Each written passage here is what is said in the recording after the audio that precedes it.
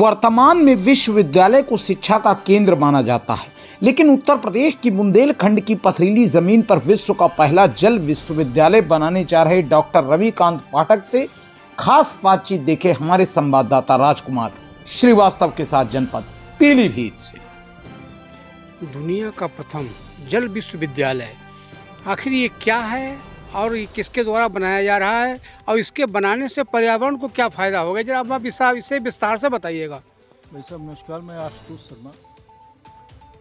मैं आपको बताना चाहूँगा, डॉक्टर रविकांत पाठक स्वीडन में पर्यावरण और जल विभाग में वैज्ञानिक है। आज दुनिया जल संकट और पर्यावरण से बहुत ज़्यादा परेशान है। इसी सोच के साथ उन्होंने प्रथम जल विश्वविद्यालय बुंदेलखंड की धरती पे छिड़ी बसा एक गांव, वहाँ के रहने वाले डॉक्टर साहब हैं, तो उन्होंने पहला विश्वविद्यालय बनाने के लिए अभी नींव पूजन उसका हुआ है, जिसमें दुनिया के 7-8 वैज्ञानिक, पूरा पैनल है वैज्ञानिकों का, और वो रिसर्च करेगा कि जल को कैसे पूरा किया जाए। जो जल की कमी आने वाले समय में आ रही है, धीरे धीरे पानी कम हो रहा है, इसको लेकर रिसर्च होगा, वहाँ उसकी शिक्षा कराई जाएगी। ऐसे ही पर्यावरण आने वाले समय में बहुत सी महामारियाँ आ रही हैं हमारे देश में, कैसे उनसे बचा जाए, पर्यावरण को कैसे संरक्षण किया जाए।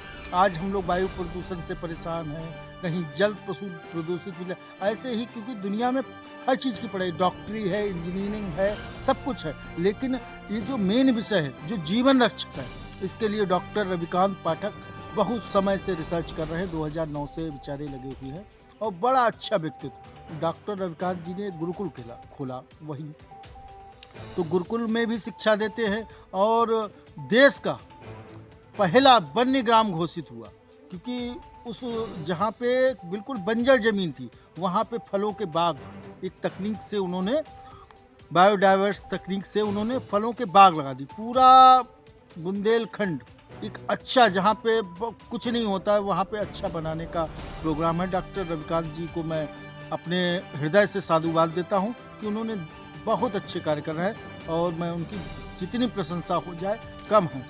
मैं अपने देश के प्रधानमंत्री और माननीय मुख्यमंत्री जी से आग्रह करूँगा कि हमारे रविकांत जी का जो भी सहयोग हो सकता है सरकार से विश्वविद्यालय बनाने के लिए, वो करें।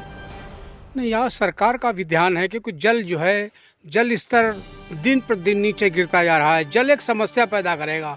अगर हमें कल बचाना है तो जल को बचाना पड़ेगा। आने वाली पीढ़ी के लिए हमें कुछ न कुछ ये योगदान करना पड़ेगा। आज जल का स्तर बहुत नीचे जा रहा है। सरकार भी इसके प्रति गंभीर है। सरकार भी जल बचाने के लिए करोड़ों रुपए खर्च कर रही है, और ये बहुत सराहनीय काम है। इसकी जितनी प्रशंसा की जाए वो कम है, क्योंकि ऐसे लोग, परोपकारी लोग बहुत कम होते हैं।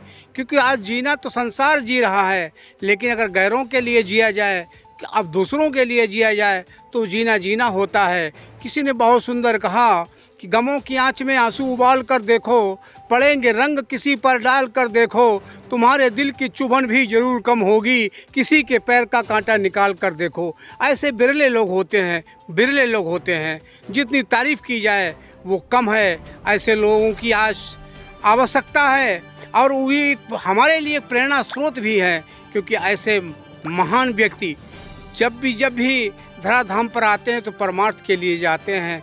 धन्यवाद। बहुत सुंदर, बहुत सुंदर।